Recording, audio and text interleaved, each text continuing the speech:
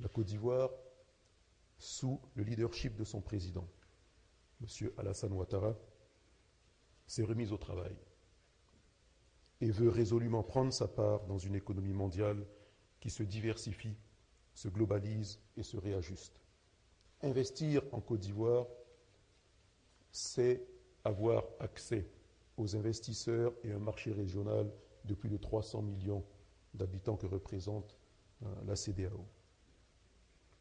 Le gouvernement ivoirien est conscient du savoir-faire technologique coréen et souhaite pouvoir bénéficier de cette expertise pour stimuler l'émergence de son économie.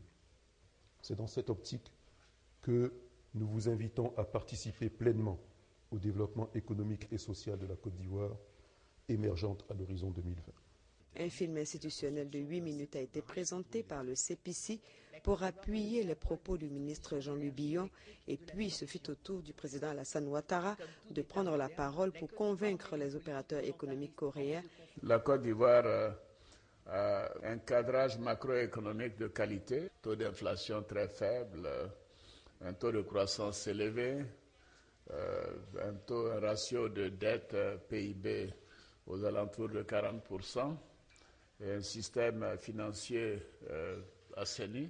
Également, toute la réglementation, que ce soit financière ou bancaire, est également libérale. Nous avons mis en place de nouveaux codes qui sont très attractifs, que ce soit un code général des investissements ou un code minier, un code pétrolier. Par conséquent, toutes ces opportunités font que la Côte d'Ivoire est un pays très attractif. En 1960-61, la Corée, en réalité, la Côte d'Ivoire et notre voisin, le Ghana, avaient pratiquement le même niveau de revenus par tête d'habitant, c'est-à-dire à peu près $100. Aujourd'hui, la Corée a un revenu par tête d'habitant, je crois, d'à peu près $28 000. Et la Côte d'Ivoire et le Ghana ont à peine $2 000 par tête d'habitant.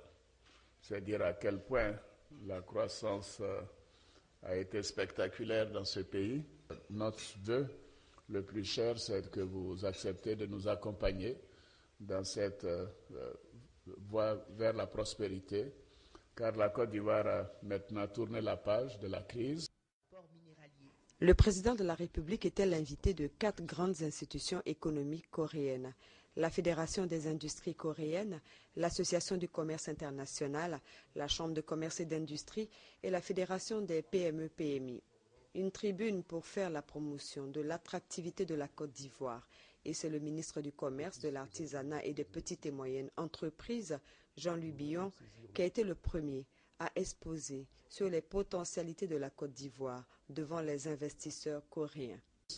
Le président Alassane Ouattara a terminé ses propos en rendant un vibrant hommage à la présidente de la République de Corée, puis au secrétaire général de l'ONU, Ban Ki-moon, et à son ancien représentant Yoon Ji-choi, et qui ont contribué à faire de la Côte d'Ivoire un pays qui a retrouvé la paix et la prospérité, un pays qui voudrait s'inspirer de l'exemple de développement de la Corée, qui est passé de statut de bénéficiaire à celui de donateur.